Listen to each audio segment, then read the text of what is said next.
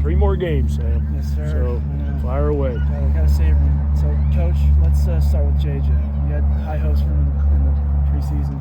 8 bases and 3 at-bats. You can't really complain about that. I mean, that's not that unusual here the last month and a half. That's what he's done literally every time we've played an inter-squad here. He's performing on a whole different level than everybody else on the field right now. And just talk to him about having peaks and valleys, and sometimes as a hitter you get hot and you get cold. But he's been hot and he's stayed hot, and he's just super consistent at the plate. He's done a lot of that so far. What is it that where is that he's grown? Is it plate discipline? He uses the whole field. Like you saw, he hit a double to left center, double to right center, a home run to right center. He can hit all 3 pitches to all different parts of the field. He rarely hits foul balls. He rarely swings and misses. He just sees every pitch out of the hand. He's got really good balance. He does everything that you try and teach in hitting. He does things that you're trying to get everybody else to do. So what a perfect example of all of our guys that watch him hit. One of the best ways to be good at something is to do what he does. So if everybody can do what he does, everybody can hit like that. But it's way harder than it looks. What do you think of Gavins' first start?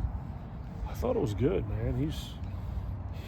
That's these big freshmen. We got a huge freshman class of pitchers that we're super excited about.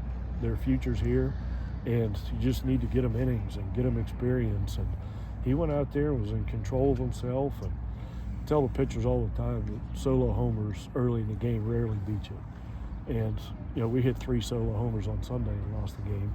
So attacking the first hitter of the game and giving up a homer didn't affect him at all. He just came back and attacked everybody else the rest of the game. So I was really, really encouraged by him today. What does he throw? He throws a fastball, a slider, and a changeup, and he had all 3 of them going today. How much of a boost do you think it was for the team that after going down, you responded right away? Yeah, they've heard me say that before, that solo homers early don't beat you. And I actually think that was good for us that guy hit a homer, because had they thrown up 4 or 5 zeros in a row, we might have just thought it was going to be an easy game.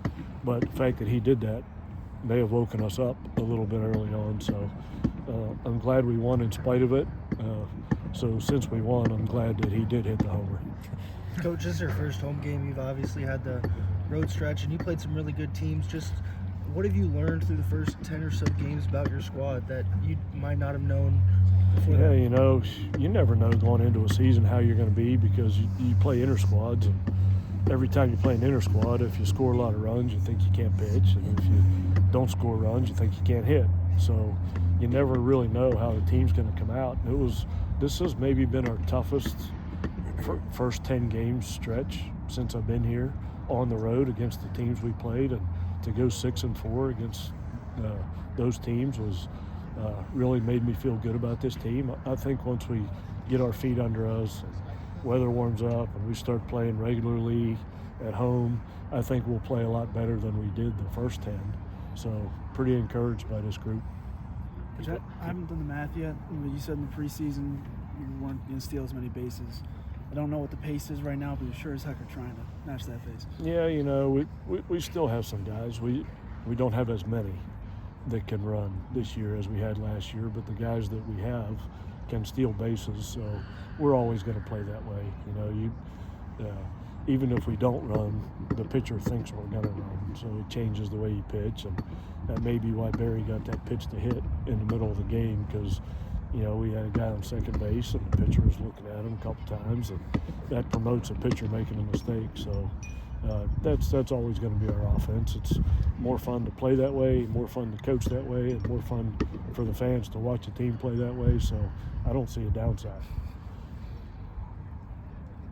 You good?